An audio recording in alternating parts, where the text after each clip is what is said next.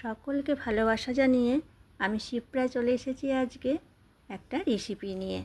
আজকের ব্লগে তোমাদের সাথে আমি রুই মাছ আলুর একটা রেসিপি বানাবো, আর সেটাই তোমাদের সাথে শেয়ার করব। বন্ধুরা, তোমরা দেখতে থাকো আর আমার সঙ্গে থেকো। তো দেখো, আমি মাছ নিয়ে নিয়েছি। মাছটা হচ্ছে রুই মাছ। আমি 4 পিস রুই মাছ নিয়ে ভাজা শুরু করে দিয়েছি। তোমরা তোমাদের প্রয়োজন মতো নিয়ে নিও। আর দেখো, মাছটা প্রথমে ভালো করে বেছে ধুয়ে লবণ আর হলুদ মাখিয়ে রেখেছিলাম।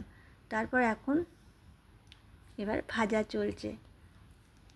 তা দেখো, মাছ ভাজাটা আমার হয়ে এসেছে। এটা দেখছি একটু বেশি হয়ে গেছে, তাই তুলে নিলাম।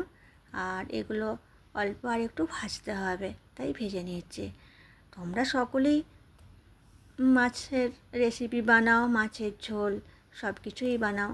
তাও আমি যেভাবে বানাচ্ছি সেটা একবার তোমরা দেখো, খুব সহজে এবং খুব সুস্বাদু হবে। তা দেখো, মাছগুলো আমার ভাজা হয়ে গেল, লাল লাল করেই ভেজে নিলাম। এরপর মাছগুলো এক এক করে আমি তুলে নিচ্ছি।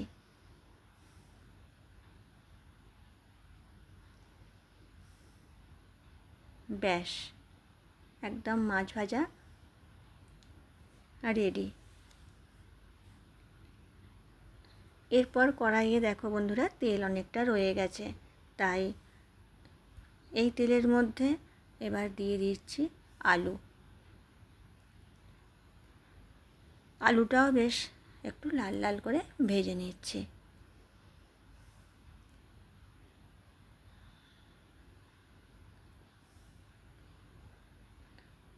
আর দেখো, আরও সামান্য একটু ভেজে নিচ্ছি।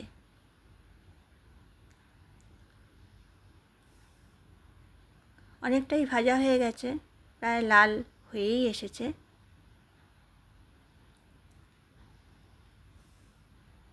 সামান্য একটু লবণ দিয়ে নিয়েছি, কারণ লবণটা দিয়ে ভাজলে বেশ আলুর মধ্যে লবণটা প্রবেশ করবে আর টেস্টও ভালো হবে।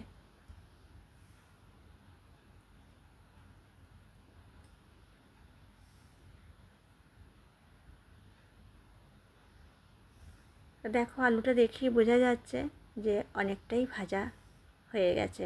এরপর আলুটা আমি তুলে রাখবো।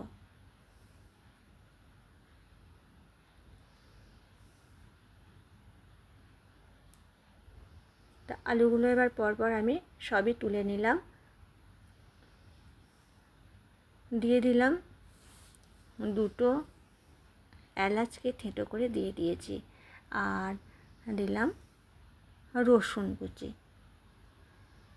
এই যে দেখো,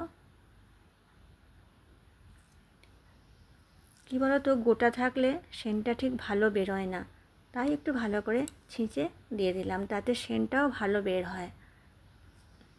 এবার দিয়ে দিচ্ছি পেঁয়াজ কুচি।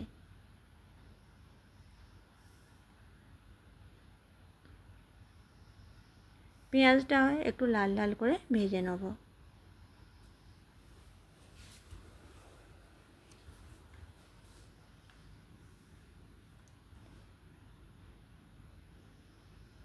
দেখো বন্ধুরা, পেঁয়াজটাও বেশ একটু ভাজা হয়ে এসেছে।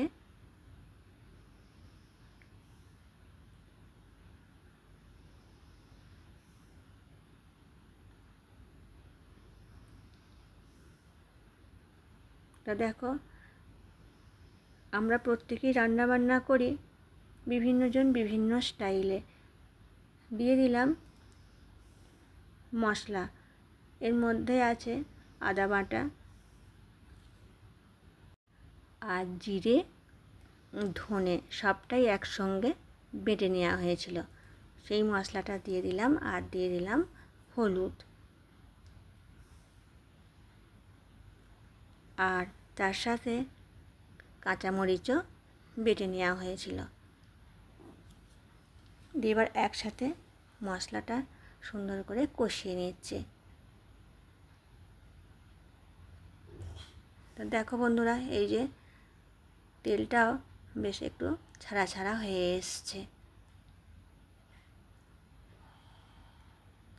এরপর দিয়ে দিচ্ছি ভেজে রাখা আলুগুলো।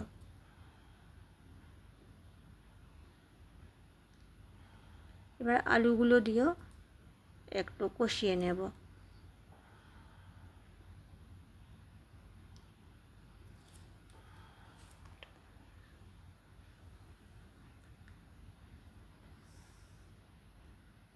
আলু দিয়েও আমার কষানো চলছে।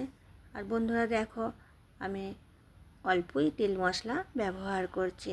এবার দিয়ে দিচ্ছি প্রয়োজন মতো লবণ,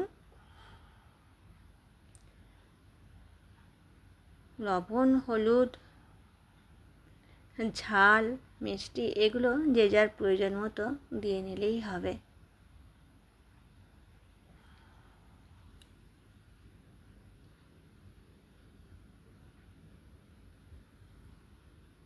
বেশ সুন্দর একটা সেন্টও এসেছে। এই সময় দিয়ে দিচ্ছি জলটা অবশ্য আমার গরম করা আছে, সেই জল দিলাম। তা দেখো বন্ধুরা, ভালো করে জল দিয়ে এবার ভালো করে নাড়িয়ে নিচ্ছি। মশলাটাও মিক্সড হয়ে গেল জলের সাথে। দেখো এরপর দিয়ে দিলাম অল্প মিষ্টির জন্য চিনি, স্বাদের ব্যালেন্স হবে, টেস্টটাও বেশ ভালো হবে।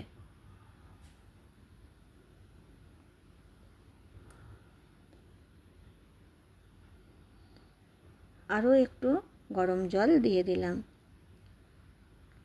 এরপর একটা ঢাকা দিয়ে দিয়েছি 6-7 মিনিটের জন্য।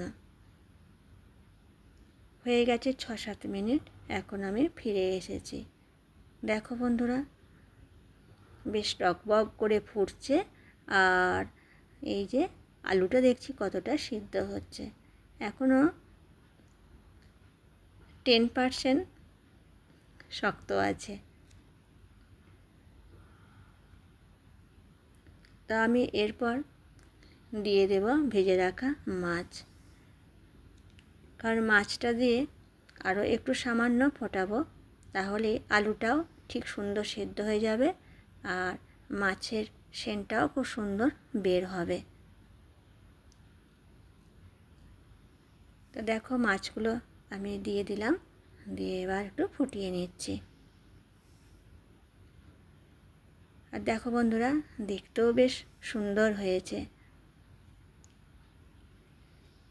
তোমরা একবার হলো আমার প্রসেসে বানিয়ে দেখতে পারো। দেখো মাছটা একটু ফোটার পর বেশ মাছের সেন্টটাও সুন্দর বের হয়েছে। আর এখন দিয়ে দিলাম 1 চামচ গরম মশলা গুঁড়ো। মাছের ঝোলের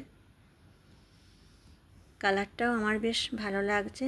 এরপর গ্যাসের ফ্লেম অফ করে দিলাম।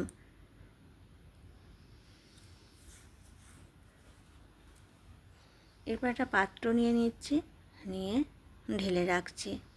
তা বন্ধুরা, তোমরা যদি কেউ নতুন বন্ধু এসে থাকো, তোমরা চ্যানেলটি সাবস্ক্রাইব করে আমার পাশে থেকো।